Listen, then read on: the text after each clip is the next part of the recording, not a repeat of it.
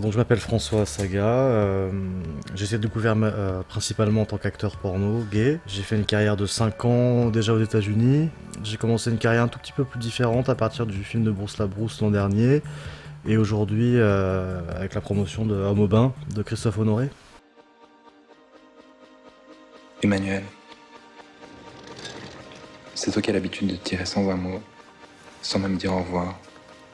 Cette fois, c'est moi qui te laisse. Connard. Enculé.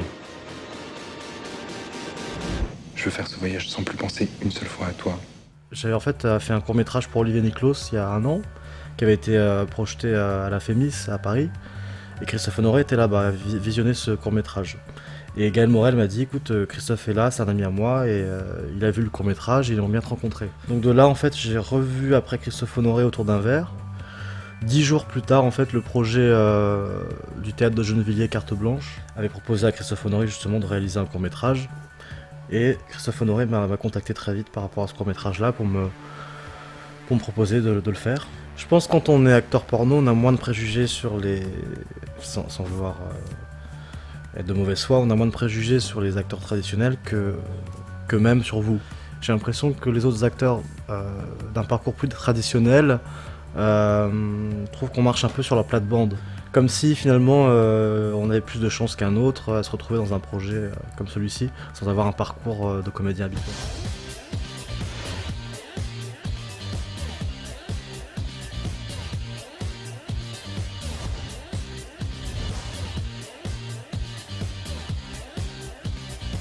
J'imagine dans le film je dois avoir à peu près le même âge, 28-30 ans, avec mon corps déjà très entraîné en imaginant que je suis un conquérant et que je vais impressionner.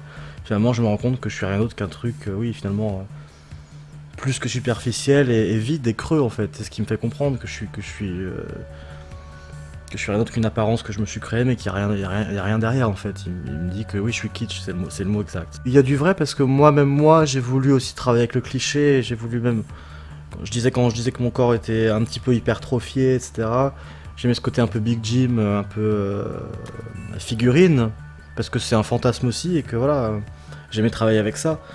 Et que finalement je sortais tellement de loin d'un point de vue physique que finalement je me suis dit autant passer d'un extrême à un autre. Moi je le considère pas si hors norme que ça avec les modèles que j'ai en fait, mais c'est un corps qui est travaillé, mais je suis pas non plus bodybuilder ou c'est pas si extrême que ça, c'est juste que c'est un petit peu plus structuré.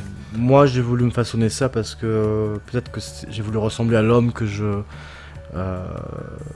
désirais et aussi à l'homme que je voulais être ou à l'homme que je voulais faire croire.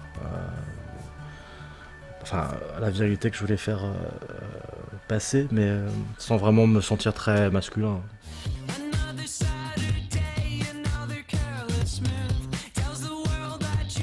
Il est là, Omar. Non, Omar est parti au New York pour ses films. Là. J'avais envie de vous connaître. Vous habitez dans le coin? T'as quel âge, toi? On s'en fout, quel âge.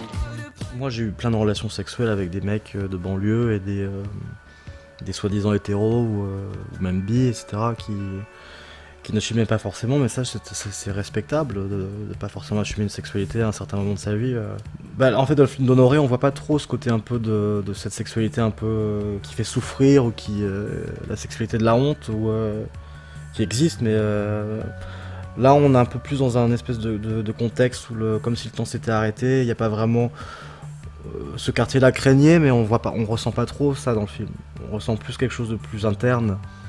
Entre 4 murs, ou même si on voit des choses à l'extérieur, mais ça n'a rien à voir. Mais moi, c'est l'image que j'avais avant, au début, en faisant Cité Beurre, il y avait cette espèce de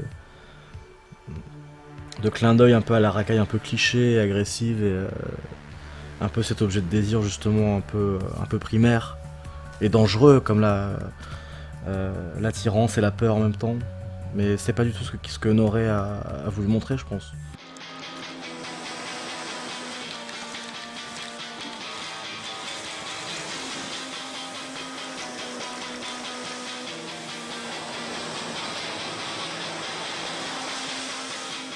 J'ai rencontré Bruce LaBruce il y a 2 ans pour un anniversaire en fait d'un producteur de porno à Paris. Et en fait, Bruce LaBruce me connaissait déjà aussi par rapport aux vidéos que j'avais fait sur YouTube, etc. Il avait pas vu de film porno non plus, comme Christophe Honoré n'avait pas vu de porno. Il avait vu une vidéo où j'étais en espèce de vampire, je m'étais mis en scène en espèce de vampire un peu albinos. Et m'avait proposé un projet en me disant j'aimerais faire un truc un peu zombie, érotique, alien, vampire, on sait pas trop. Et un an après, on a travaillé ensemble. Il y a une espèce de scène finale avec un peu les principales pornstars d'aujourd'hui ou des 15 dernières années. Comme un peu une espèce de moquerie et de pastiche sur tous ces mecs un peu bodybuildés, etc. Mais avec une scène un peu beaucoup plus trash que le reste et beaucoup plus violente en fait, puisque le film n'est pas violent. À partir du moment où ça reste expérimental, différent et intéressant et passionnant à faire, je vais le faire. Mais c'est vrai que dans l'idée, c'est vrai que ça pourrait me faire reculer un peu. Parce que j'en ai un peu marre, parce que moi je vis pas non plus que dans le monde gay dans ma vie, etc. Je suis pas que focus gay, même si je suis gay, et voilà. Mais je suis pas dans le côté un peu militant ni rien, mais c'est vrai que ces films-là sont tellement intéressants et tellement... J'ai une bonne expérience en les faisant, donc ça me pose pas de problème. Surtout à travers l'œil d'Honoré dernièrement qui montre pas quelque chose de si impudique que ça en fait.